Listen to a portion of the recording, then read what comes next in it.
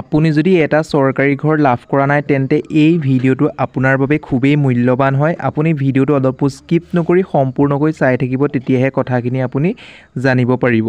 বন্ধু বান্ধৱীসকল, মই অংকুৰ, আপুনি চাই আছে অংকুৰ অংকুৰণ অফিচিয়েল। এই ভিডিওটোৰ মাধ্যমেৰে মই আপোনালোকৰ লগত উপস্থাপন কৰিম, যদি আপুনি এটা চৰকাৰী ঘৰ লাভ কৰা নাই কেনেকৈ লাভ কৰিব বা কি কি কৰিব লাগিব।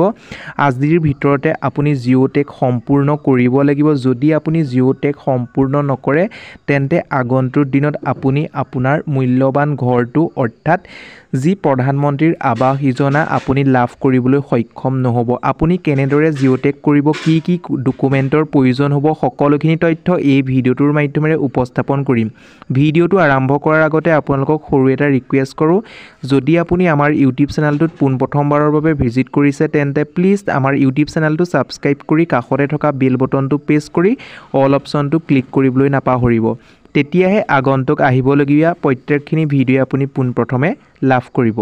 বন্ধু বান্ধৱীসকল, আপুনি যদি এগৰাকী অসমৰ স্থায়ী বাসিন্দা হয় তেন্তে আপুনি এখন যদি আপোনাৰ ৰেচন কাৰ্ড আছে বা আপোনাৰ জব কাৰ্ড আছে, আপুনি নিশ্চয় এটা আপোনাৰ প্ৰধানমন্ত্ৰী আৱাস যোজনা বা আপুনি ঘৰ লাভ কৰিবলৈ সক্ষম হ'ব।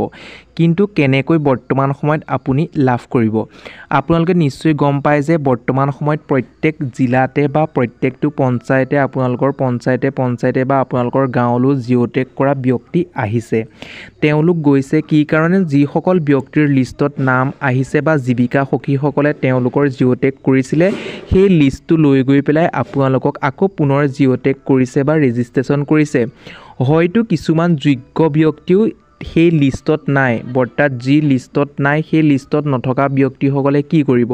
যিসকল যোগ্য বা আপুনি যদি এগৰাকী যোগ্য ব্যক্তি বা আপোনালোকৰ ঘৰৰ অৱস্থা ভাল নহয়, দৰিদ্ৰ সীমাৰেখাৰ তলত ভাগ কৰে, আগতে আপুনি ঘৰ পৰা নাই, বৰ্তমান কেনেকৈ আপুনি এটা প্ৰধানমন্ত্ৰী আৱাস যোজনা বা ঘৰ লাভ কৰিবলৈ সক্ষম হ'ব, মই আপোনালোকক পোনপটীয়াকৈ কৈ দিছোঁ।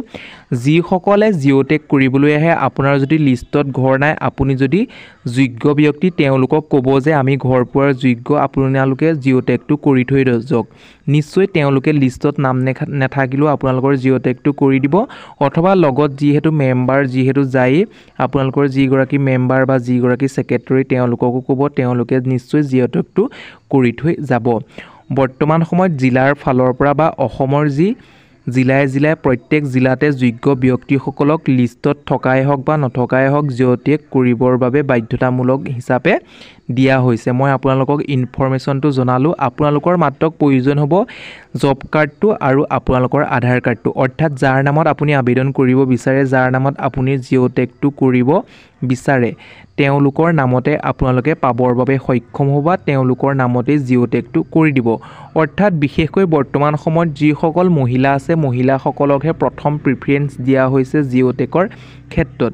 কিন্তু পুৰুষসকলেও পাৰে, কিন্তু যদিহে পুৰুষ এজন থাকে তেতিয়াহে জিঅ'টেকৰ ক্ষেত্ৰত পুৰুষসকলক প্ৰাধান্য দিয়া হয়। যদি এগৰাকী মতা আৰু মাইকী বা পতি আৰু পত্নী দুয়োটাৰ ডকুমেণ্ট বা আধাৰ কাৰ্ড দিয়া হয়, তেতিয়াহ'লে প্ৰথম প্ৰিফাৰেঞ্চ দিয়া হয় মহিলাগৰাকীক। নিশ্চয় আপোনালোকে বুজিলে, মই আপোনালোকক সুন্দৰকৈ বুজাই দিলোঁ। যদি আপোনাৰ লিষ্টত নাম আছে বা আপোনাৰ লিষ্টত নাম নাই, সকলোৱে জিঅ'টেকৰ বাবে যোগ্য, আপুনি যদি এগৰাকী ব্যক্তি অৰ্থাৎ যোগ্য ব্যক্তি।